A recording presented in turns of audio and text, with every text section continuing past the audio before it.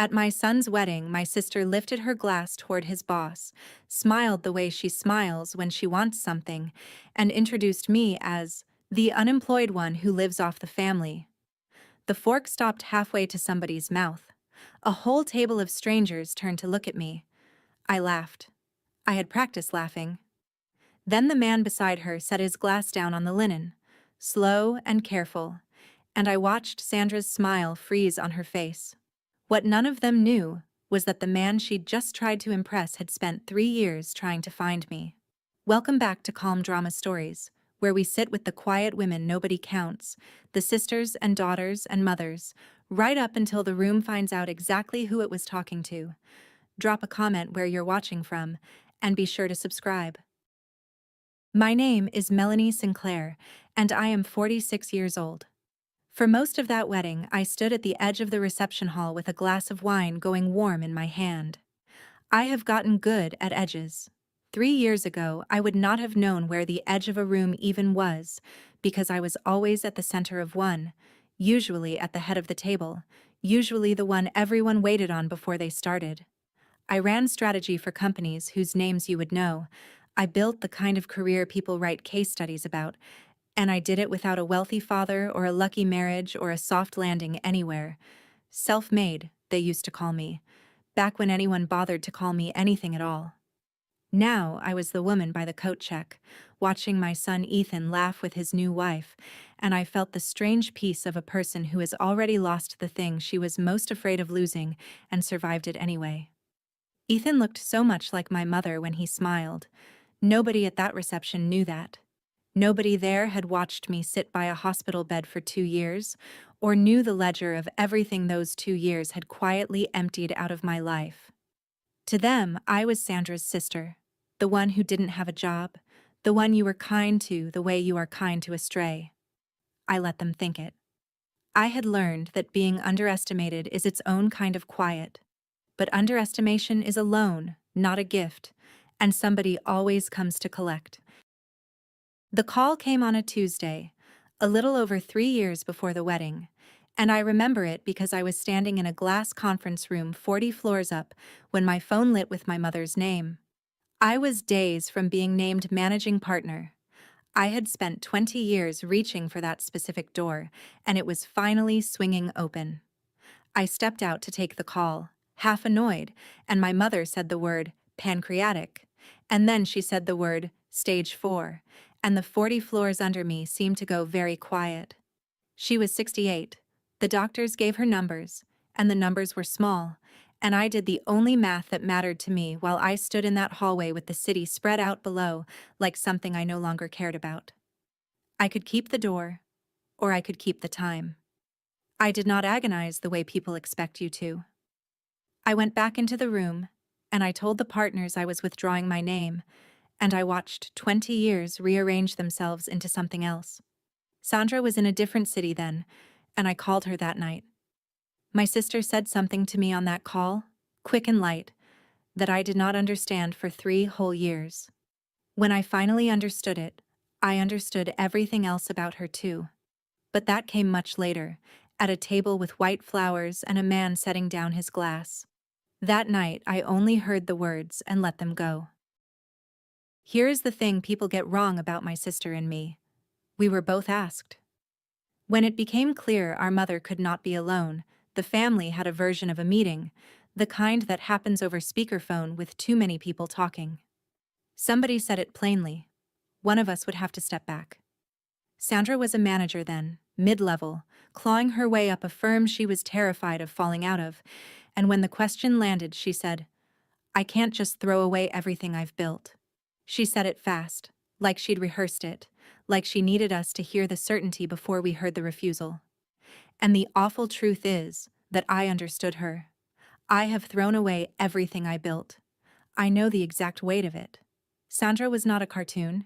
She was a woman who had climbed a long ladder in the rain and could not imagine letting go of a single rung. So I said I would do it.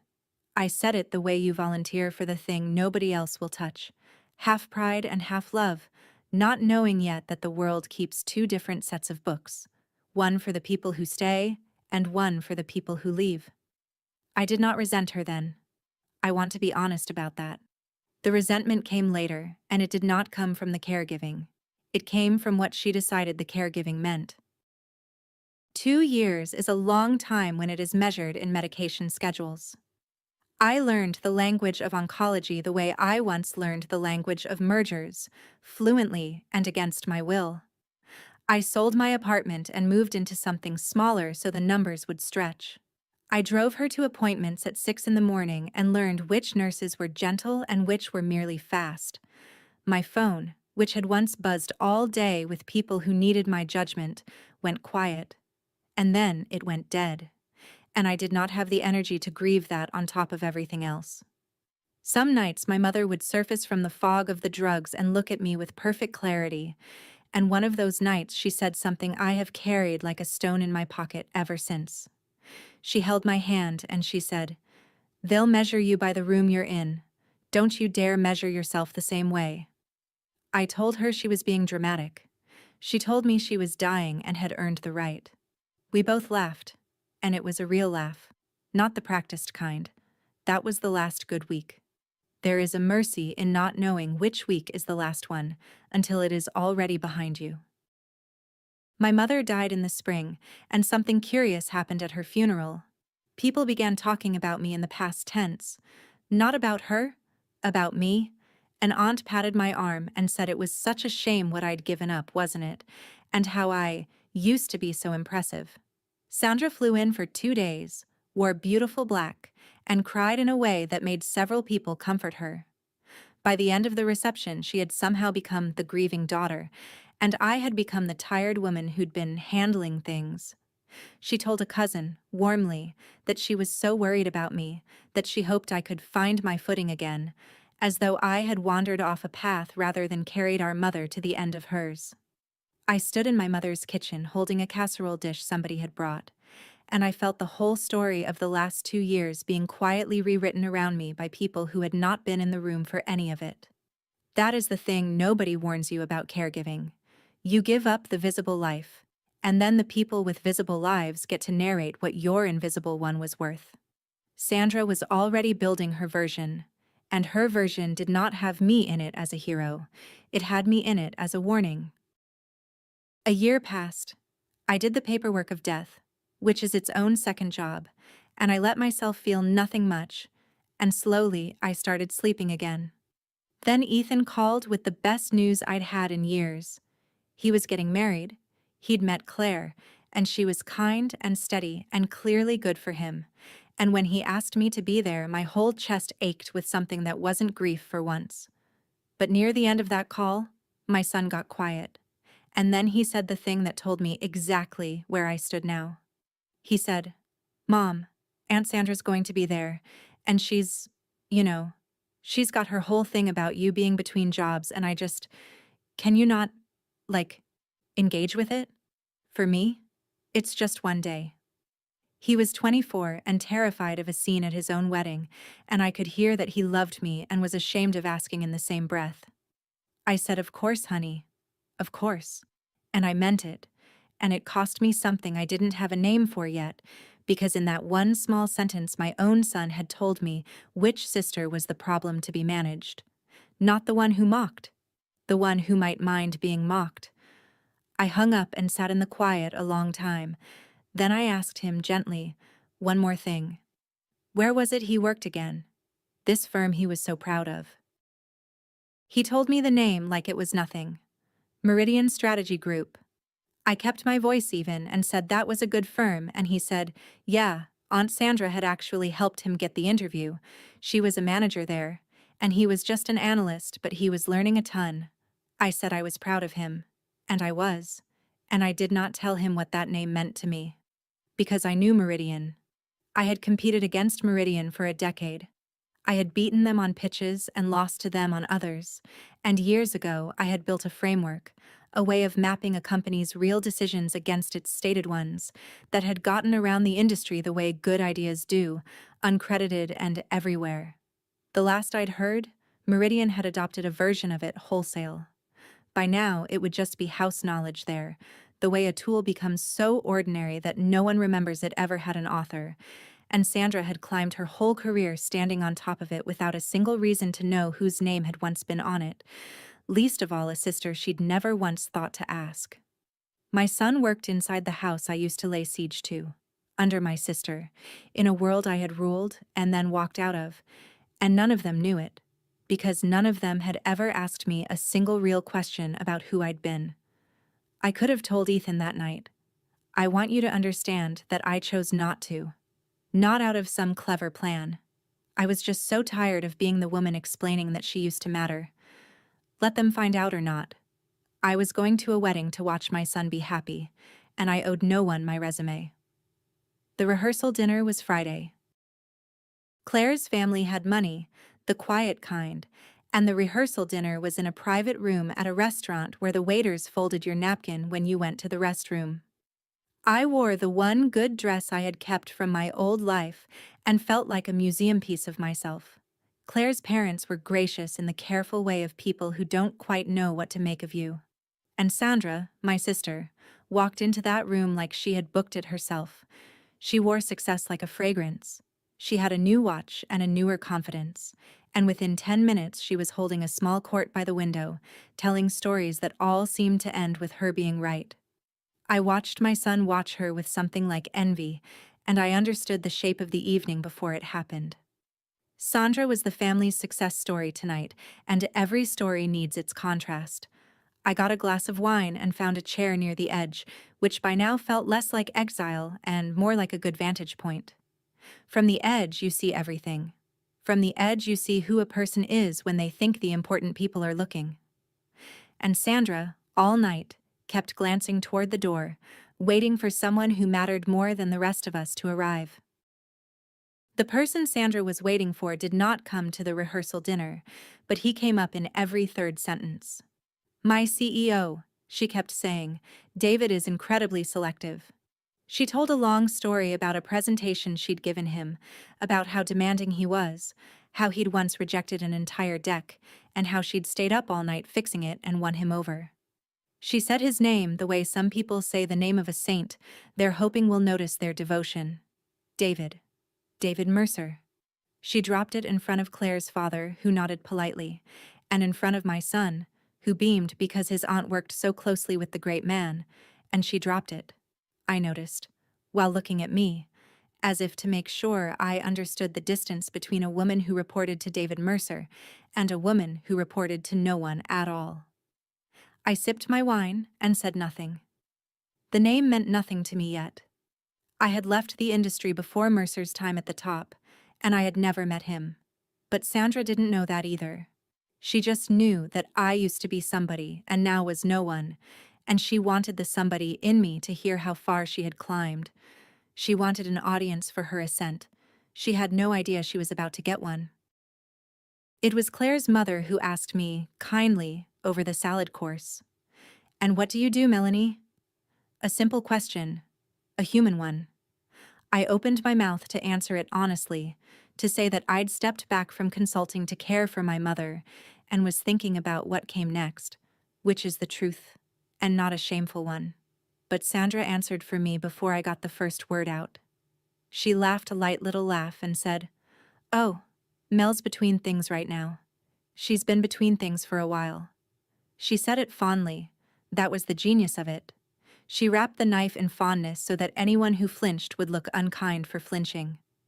Claire's mother smiled uncertainly and moved the conversation along, and I sat there having been introduced, in front of my son's new family, as a woman defined entirely by absence, between things, as if I were a hallway, as if the 2 years I'd spent holding a dying woman's hand were a gap in a timeline rather than the fullest thing I'd ever done. I felt the old professional part of me, the part that had sat across from hostile boardrooms, go very calm and very cold. I said, "That's one way to put it, Sandra." And I let it drop, because it was Ethan's weekend, and I had promised, but I filed it. Some words you file. I stepped outside after the entrees to breathe, and Claire followed me. My son had married up in the only way that matters. She was the kind of person who notices when someone has gone quiet. She stood next to me in the cool air and didn't fill the silence right away, which told me a lot about her. Then she said, "Ethan told me you took care of your mom. For a couple of years. That must have been really hard." And that was it. That was the whole thing.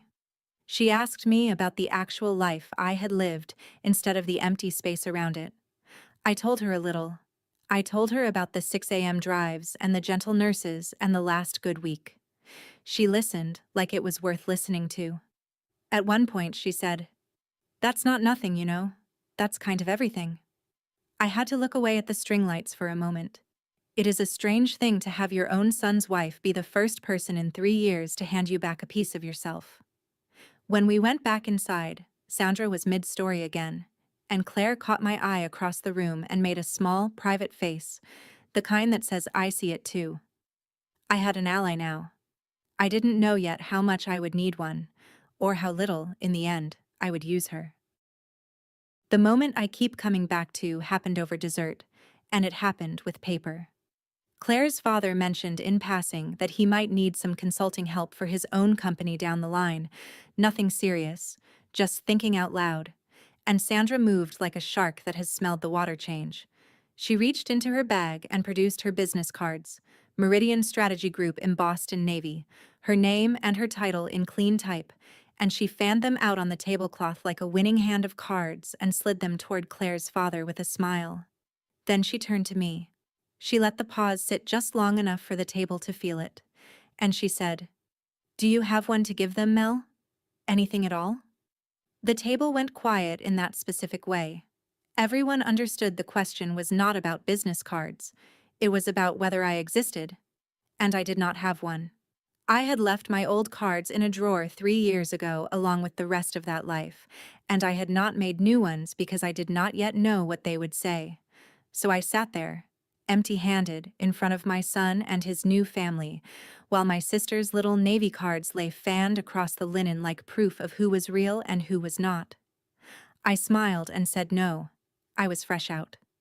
Sandra smiled back, satisfied, and the dessert plates came, and the moment passed for everyone but me. I would carry those fanned cards in my mind all the way to the reception. If you have ever stood in a room holding nothing while someone spread their little cards like a winning hand, you know the exact sound that silence makes. Tell me in the comments, did you smile too? Stay with me. This one turns.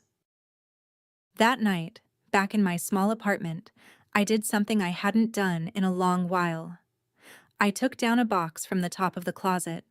Not documents, not old contracts, nothing I could have waved in Sandra's face.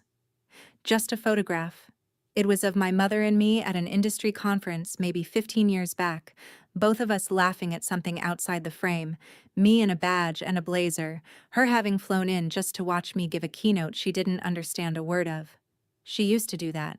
She'd sit in the back of rooms where her daughter was the expert and she'd beam. I sat on the floor of my apartment and looked at that photo, and I asked myself the question I had been outrunning for 3 years. If I don't produce anything, am I anything? If no one is measuring me, do I still count? It's an ugly question to catch yourself asking. It meant that some part of me had started to believe Sandra's math, the world's math, the arithmetic that says a woman with no title is a woman with no worth. I didn't cry over it. I just sat with the picture and let the question be honest for once, because you cannot fix a rot you refuse to name. My mother's voice came back to me from that last good week. Don't you dare measure yourself the same way. I put the photo in my purse. I don't know why. I just wanted her at the wedding. The morning of the wedding, Ethan needed help with his tie. He always has. He came to me in the little room off the Vineyards Chapel with the ends of it hanging loose, and that helpless look he's had since he was 6. And I stepped in and did the knot, the way my own father taught me. His hands were shaking a little. Nerves. I smoothed his collar and looked at my boy in his suit and had to breathe carefully. He looked at me in the mirror. Both of us reflected, and for a second his face crumpled just slightly. "Mom," he said, "about what I asked you on the phone, about Aunt Sandra. That wasn't fair of me. I know it wasn't." I told him it was fine. He said, "It's just, she gets loud and I didn't want," and I stopped him. I said, "Honey, this is your day, and I am not going to be a single ounce of trouble in it. That's a promise, and I mean it as a gift, and not a sacrifice." He hugged me too hard, the way he did when he was small and scared of thunder. Over his shoulder, I could see the vineyard through the window, the white chairs, the people arriving. I had promised him peace, and I intended to keep that promise. What I did not yet know was that peace was not going to be mine to keep or break. Someone else was going to reach for the pin. The ceremony was beautiful and short, which is the correct way for a ceremony to be. Then came the reception, in a long hall with open sides and grapevines climbing the posts and string lights against the dusk. They had seated me well back, at a table with a great-aunt and two of Claire's college friends, which I understood. The front tables were for the people the day was performing for. From back there, I watched my sister work the room. And I watched her orbit one man in particular, an older man, mid-50s, silver at the temples, in a suit that fit like it had been grown rather than bought. He was calm in the way genuinely powerful people are calm, taking up no more space than he needed. Sandra circled him all evening. She refreshed his drink. She laughed a half-second too long at whatever he said. I could see, even from the back, that this was David, the CEO, the saint whose name she'd worn like perfume, and that he had come to my son's wedding because Ethan was one of his young analysts, and that Sandra had decided this evening was her chance. I didn't recognize him. I only recognized the choreography, because I had once been the person a room arranged itself around, and I knew what it looked like when someone wanted very badly to be arranged around. I sipped my wine. My glass had gone warm again. And then Sandra looked across the hall, found me at my little back table, and began walking my way with the man in tow. I knew what was coming the way you know weather. Sandra crossed the hall with David Mercer at her elbow, steering him toward my table, and I understood that I was about to be used as scenery. She wanted to show her CEO how gracious she was, how she carried her poor between-job sister, how far above her own origins she had risen. Some people build themselves up. Sandra had only ever learned to build herself up by standing on someone. And tonight, the someone was me, at a wedding, in front of the most important man in her professional world. I set my glass down. I straightened my back the way I used to before walking into a hostile boardroom, an old reflex, muscle memory from a life these people thought I'd never had.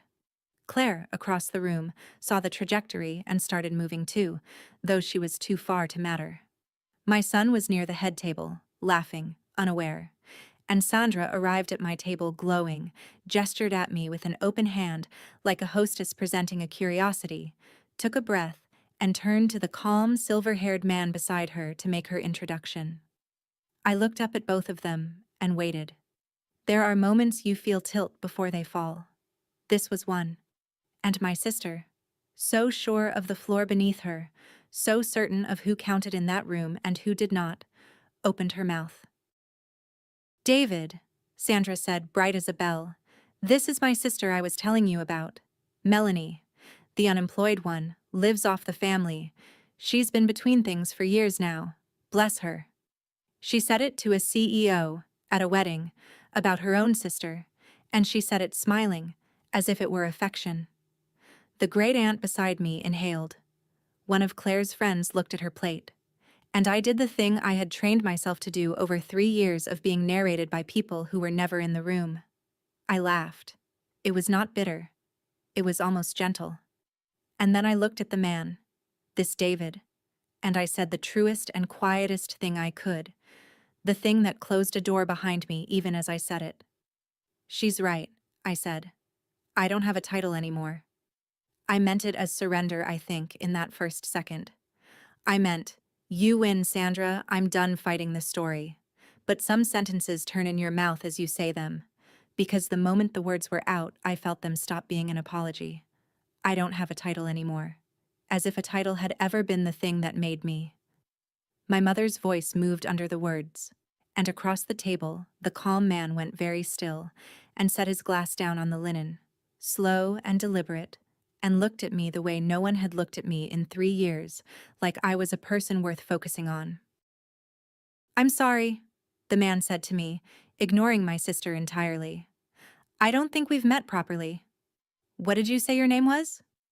His voice was courteous and low, and something in it had changed, a note of attention that hadn't been there a moment before. I told him. Melanie, I said. Sandra jumped in to fill the space because Sandra cannot bear a space. Sinclair, she added. She's a Sinclair like me, obviously. And she laughed again, wanting the conversation back on rails she controlled. The man's eyes didn't leave my face. Melanie Sinclair, he repeated slowly, and I watched something surface behind his eyes, some file being pulled from a deep shelf. Not the Melanie Sinclair. Not the one who wrote the decision mapping framework. The great aunt looked confused. Sandra's smile developed a hairline crack, because those were not words she had ever expected to hear attached to the sister she had spent years shrinking. I felt my own pulse in my ears. I said carefully, I wrote a version of it. Yes, a long time ago. And the man, David Mercer, CEO of Meridian Strategy Group, the firm my sister was so afraid of falling out of, exhaled a short, surprised breath, almost a laugh, and shook his head slowly and said, A long time ago. My entire analytics division still runs on your long time ago. The table had gone completely silent now. Sandra's hand found the back of a chair. He told it simply, which somehow made it worse for Sandra. He said that Meridian had adopted my framework across the entire firm years ago, that it was, in his words, the backbone of how they made decisions, and that 3 years back, when he had taken over as CEO, the very first outside hire he had wanted to make was the woman who'd built it. Every recruiting cycle for 3 years, I had my team put your name back at the top of the list and try again, he said. You'd gone quiet, completely off the map. No firm, no board seats, nothing. I assumed you'd been poached by someone who buried you in an NDA or gone to a competitor overseas. He shook his head. I couldn't understand how someone that good just vanishes. I said evenly, My mother got sick. I went to take care of her. She died last year. The words landed in that quiet hall with a weight that even Sandra could not talk over. David Mercer looked at me for a long moment, and then he said, So, while I had a team searching every firm in the country for you, you were where, exactly? And I said, At a hospital, then at a funeral, then figuring out what came next. He nodded slowly, and something in his face had gone from professional interest to something more like respect, and beside him my sister had turned the specific shade of gray that comes when a story you've told for years collapses in a single sentence in front of the one person you most needed it to hold. Now, my sister had a choice in that moment, and I want to be fair to her, because there was a version of this where she recovered gracefully. She could have said, Of course, I'm so proud of my sister. Look at what she stepped away from. She could have let the truth reframe her into the family member of someone remarkable. But Sandra had spent so many years needing me to be small that she could not stop reaching for the shears even as the ground gave way. She let out a nervous laugh and said, Well, I mean, that was ages ago, David. She's not really in the industry anymore. She's been out for years. You know how it is. The field moves on. She said it to diminish me, reflexively, the way you might swat at a wasp. But she said it to her CEO, about a woman he had just called the backbone of his firm, at a wedding, having just introduced that same woman as an unemployed loser who lived off the family. And I watched David Mercer turn his head slowly and look at my sister. Really look at her. The way you look at a document you are reading for the second time and catching what you missed. The warmth left his face, not into anger, into something colder and more final. He set down the drink she had so carefully refreshed all night, and the whole hall seemed to hold its breath, forks suspended, the string lights humming, everyone at the nearby tables now openly watching. Sandra, David Mercer said, and his voice was quiet, so quiet that people leaned in without meaning to. I've heard you speak about people at the office. I've told myself it was ambition. Sharp elbows. I gave you room. He paused. but I just watched you introduce your own sister, a woman our entire firm is indebted to, as an unemployed loser, at her son's wedding, to impress me." He let that sit. "That tells me everything I needed to know and didn't want to." Sandra started to say his name, started to say, "David, please." And he raised one hand, not unkindly, just finally. "This isn't the place, and I won't make it one. But HR will be in touch first thing Monday, and I think you already know why." He said it the way you'd note the time. No shouting, no scene. The most powerful man in the room had simply, calmly ended her, and he had done it not because I was brilliant, but because she was cruel. And there is a difference. And everyone at that table felt the difference. Sandra made a sound I'd never heard from her. Small and airless. And here is what surprised me. I did not feel the rush I might have imagined, the hot, bright flood of vindication. I looked at my sister's face going to pieces in front of Claire's family and my son, and what moved through me was something heavier and stranger. Because a single quiet sentence had just unmade a woman who thought a title made her untouchable. And I realized, watching her, that I did not actually want her unmade. I wanted something else, and I hadn't found the words for it yet. The table erupted quietly, the way tables do at weddings, whispers and shifting chairs and someone hurrying to find Ethan. My son appeared at the edge of it, wide-eyed, looking between his aunt and his mother and his boss, trying to understand how his wedding had turned into this. Claire reached me first.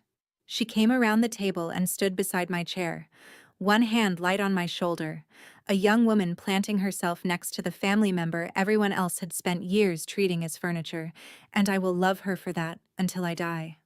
And Sandra, my sister, sat down heavily in the nearest chair as if her legs had simply quit. For a second she wasn't angry. She wasn't performing. She looked at me across the wreckage of her own making, and something naked crossed her face, and she said, almost to herself, "You were always the one they remembered." It came out of her like something she'd been holding underwater for 40 years. You were always the one they remembered. And in that one sentence, I finally understood the thing she'd said on the phone 3 years ago, the thing I hadn't been able to parse. She hadn't refused to care for our mother because she was heartless. She'd refused because she was terrified that if she stepped out of her lit room for even a moment, the world would forget she was there at all. The way she believed it had always defaulted to noticing me. Her cruelty was not strength. It was a woman clutching a rung in the rain, certain that letting go meant vanishing. I stood up. Everyone expected me to say something to Sandra, I think, some final line to close the account she'd kept against me for so long. I didn't. I walked over to David Mercer instead, and I asked if I could have a word, and we stepped a little apart from the table, near a post wrapped in grapevine and lights.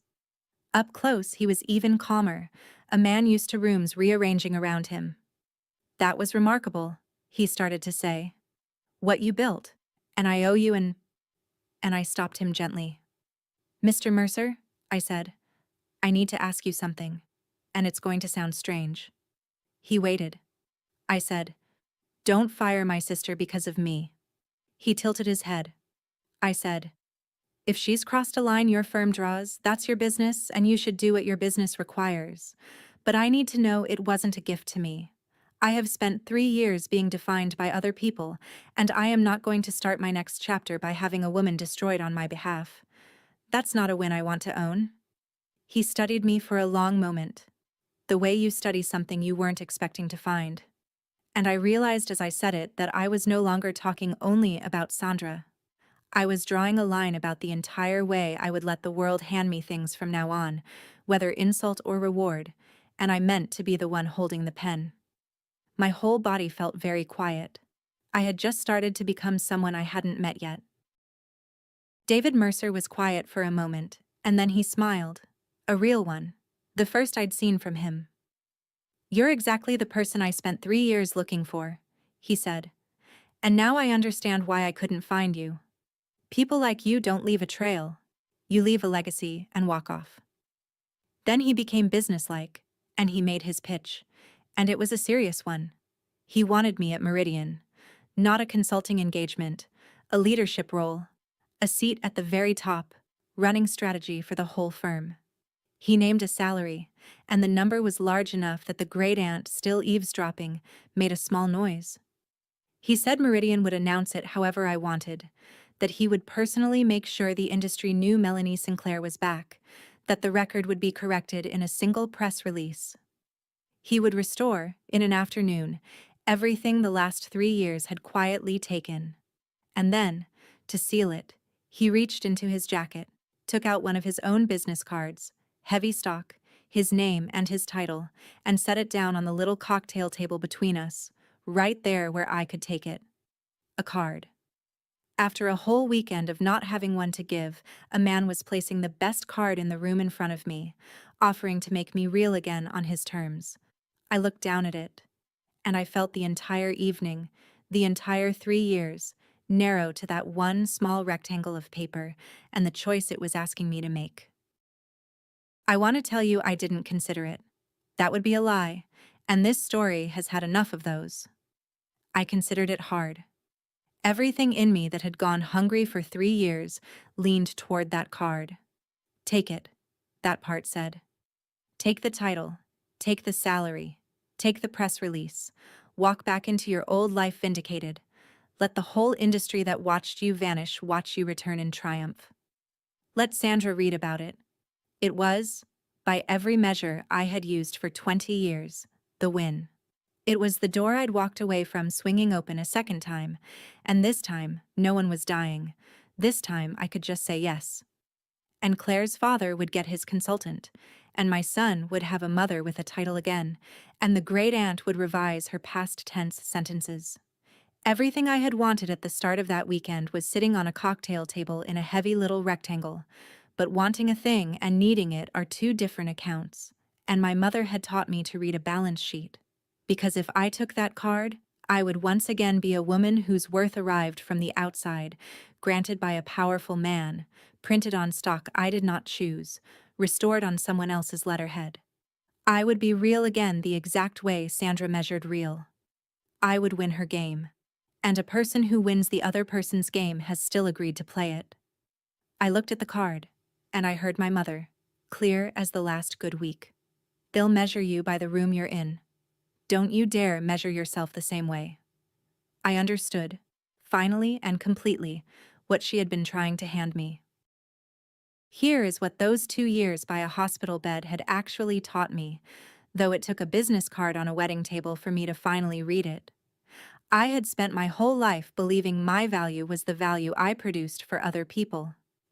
Build the framework, close the deal, run the room, and you are worth the applause you generate. Stop producing, and you are between things. That was the arithmetic. And it was the same arithmetic Sandra lived by, the same one that made her refuse our mother, the same one that had her clutching her Navy cards like a life raft, the same one that had almost convinced me, on the floor of my apartment with an old photograph, that a woman with no title was a woman with no worth. But I had done the most valuable thing I would ever do in a room with no applause in it at all. I had sat with my dying mother through 2 years no one clapped for, no one credited, no one put on a resume, and it had not been a gap. It had been the fullest, truest work of my life. The world had called those years empty. The world was wrong, and I had almost believed the world over my own hands. My mother had seen it coming. Don't you dare measure yourself the same way. She wasn't telling me to build a bigger room than Sandra. She was telling me to stop letting the room do the measuring at all. I looked up from the card and I looked at David Mercer. And for the first time in 3 years I knew, all the way down, exactly what I was worth, and that it had never once been printed on anything. I picked up David Mercer's card. I held it for a moment so he would know I understood exactly what I was refusing, and then I set it back down and slid it, gently, across the little table, back to him. "Thank you," I said, and I meant it with my whole chest. "You have no idea what it means that you remembered. You saw me when my own family had decided I was a cautionary tale. I will carry that." He waited because good negotiators know when something else is coming. I said, But I'm not going to take the seat. And it isn't pride. I chose the words carefully, the way I once chose them for boardrooms, except now they were only for me. You offered to restore me, to correct the record, put me back where I belonged. But I didn't lose myself out there, David. I didn't get lost. This room just forgot how to see, and that was never my failing to fix by taking a better chair. I don't need to be restored. I need to build my own table, and I'd like it to be one where the first question isn't what's your title, it's who did you take care of? He was quiet for a long moment. Then David Mercer, CEO of Meridian Strategy Group, did something I will always respect him for. He laughed softly, and he picked his card back up and put it away, and he said, "Most people take the chair, Melanie. In 30 years, you're the first one I've offered it to, who'd rather build the room." He put out his hand. "Then I'll be your first client.